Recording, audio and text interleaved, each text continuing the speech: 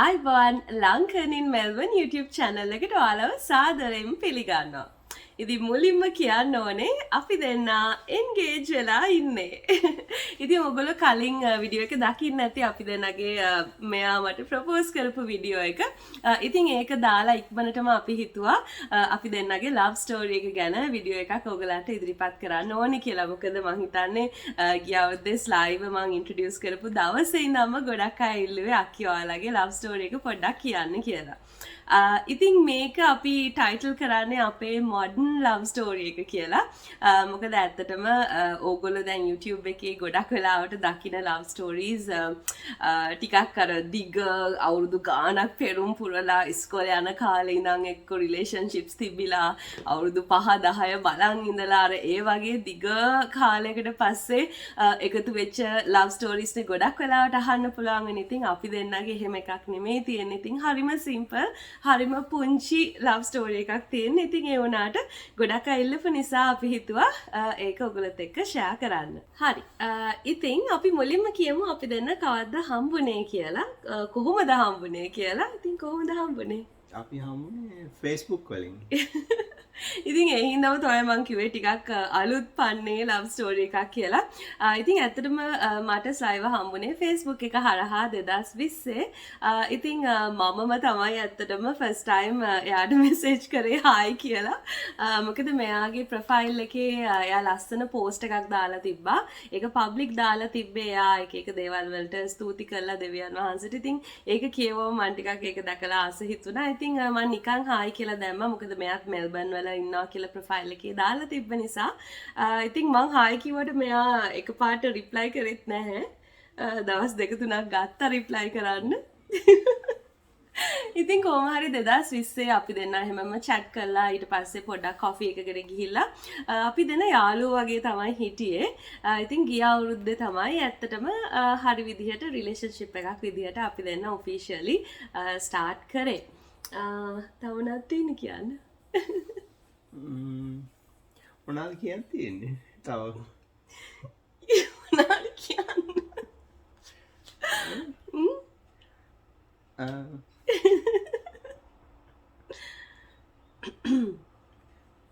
හම්බුණා යා කතා වුණා ඊට පස්සේ එහෙමම ඉතින් ඒක දිගට පවත්වාගෙන ගියා.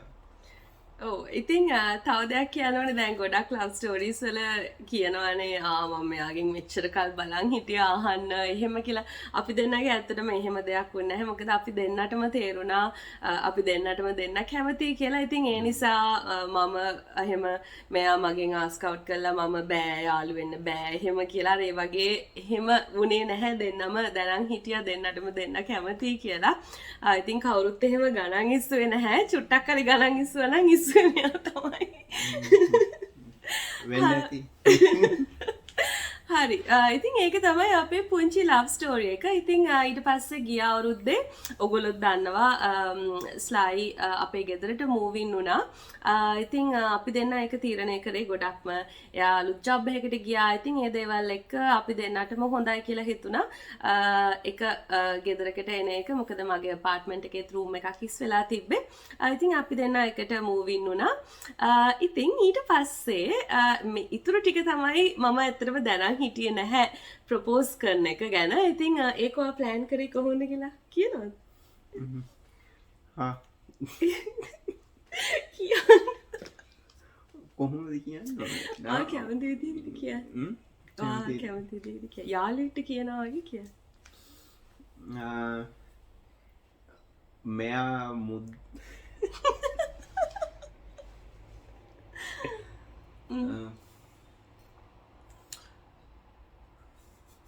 ඔයාට මාව ඇයි ප්‍රපෝස් කරන්න හිතුනේ? එහෙම කියන්න මේ අවුරුද්ද මැද හරිය වගේ වෙද්දී මුදු ගැන කතා කරන්න ඕන වෙලා ඊට පස්සේ මෙයාත් එක්ක කොහොම හරි හොඳ ෂොප් එකකට ගියා. ඊට පස්සේ මෙයාම කිව්වා මෙන්න මට මේ මුද්දම ඕනේ. මෙන්න මෙහෙම මුද්දක් මෙන්න එහෙම මේ මුද්දම ඕනේ කිව්වේ නෑ. මම නිකන් කිව්වා මේ වගේ මුද්දක් තමයි මං කවදා හරි ආස කියලා. ඔව් එහෙම කිව්වා. ඉතින් ඊට පස්සේ මං සතියකට දෙකකට පස්සේ ගිහිල්ලා ඒක ගත්තා. හැබැයි මට අතර හම්බුන්නේ මොකෝ ඒ දවස්වල කොරෝනා ලොක්ඩවුන් එක තිබ්බා. ඒ හින්දා මාස 2-3ක් වගේ ගියා මුද්දා හරියටම මේ සල්ලි ගෙවල ගන්න. ඉතින් ඊට පස්සේ ඒකත් තියාගෙන මාසයක් වගේ හිටියා. ඇයි මාසයක් හිටියේ ඒක තියාගෙන? මේ හරි වෙලාවක් එනකන් හිටියා.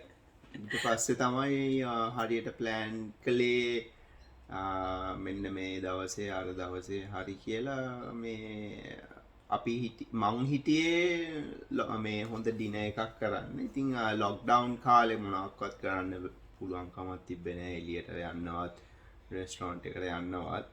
ඊට පස්සේ ඇරලා පළවෙනි සතිය හරි දෙවෙනි සතියේ හොඳ මේ පළවෙනි වතාවට එළියට යන්නේ කියලා හිතාගෙන ඩිනර් අවුට් එකට ගිහිල්ලා ඊට පස්සේ එහෙමම මේ එන්ගේජ්මන්ට් එක කරගත්තා. ඔව් ඉතින් ඔයගොල්ලෝ අර ප්‍රොපෝසල් වීඩියෝ එකේ දකින්න ඇති.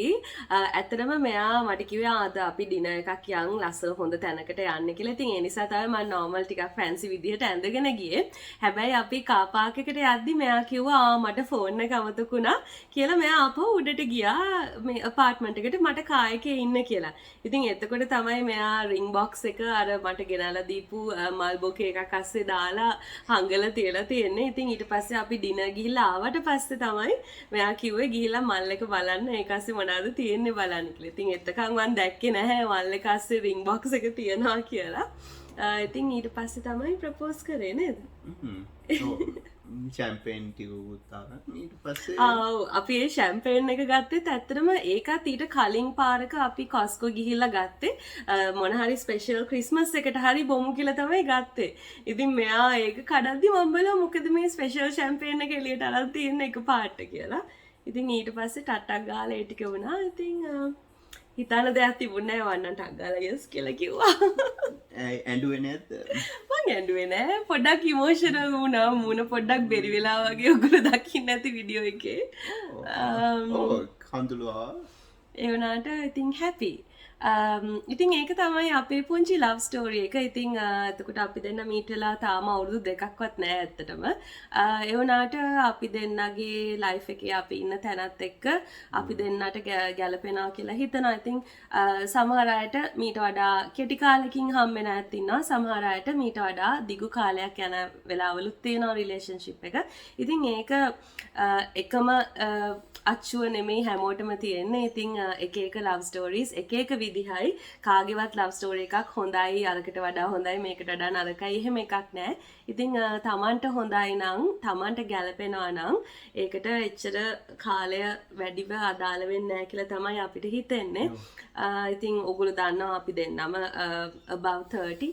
ඉතින් අපි දෙන්නට ගැලපෙනවා අපේ කාලෙට අපි දෙන්නට හොඳයි කියලා මැච් වෙනවා කියලා හිතුණු නිසා තමයි අපි මේ විදිහට ස්ටෙප්ස් ටික ගියේ. ඉතින් දැන් අපි එක මේ ගෙදර ඉන්නේ එන්ගේජ් වෙලා ඉන්නේ. ඉතින් වෙඩින් එක ඊළඟට ඉතින් කට්ටිය අහන්නේ වෙඩින් එක කවද්ද කියලා. කවදද? අපි දන්නෙත් නෑ.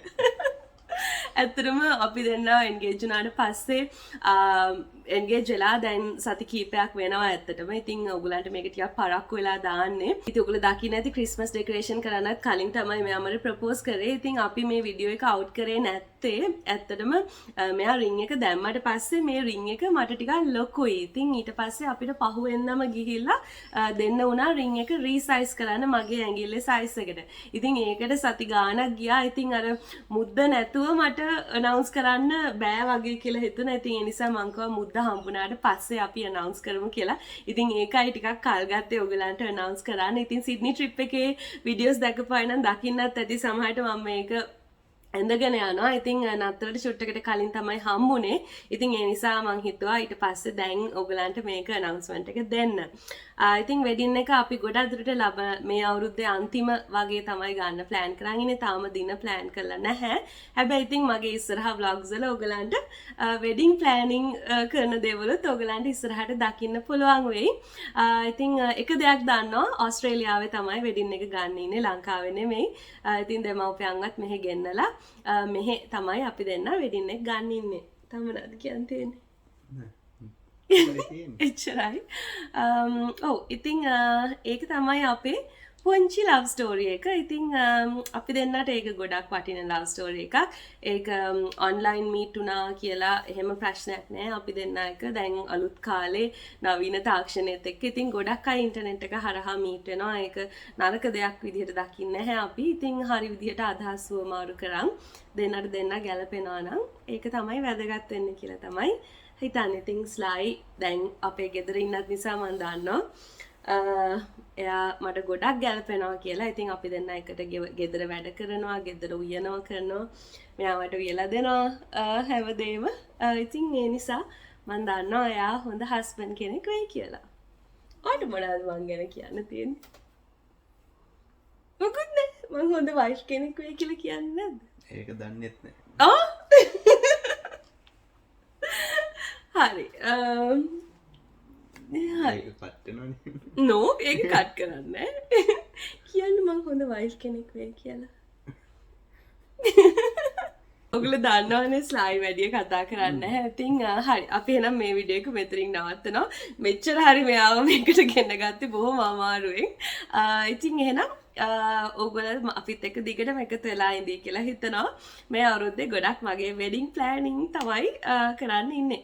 හරි එහෙනම් අදට ගිහිල්ලා එන්න. ඔයාලා හැමෝටම සුබ දවසක්. බයි.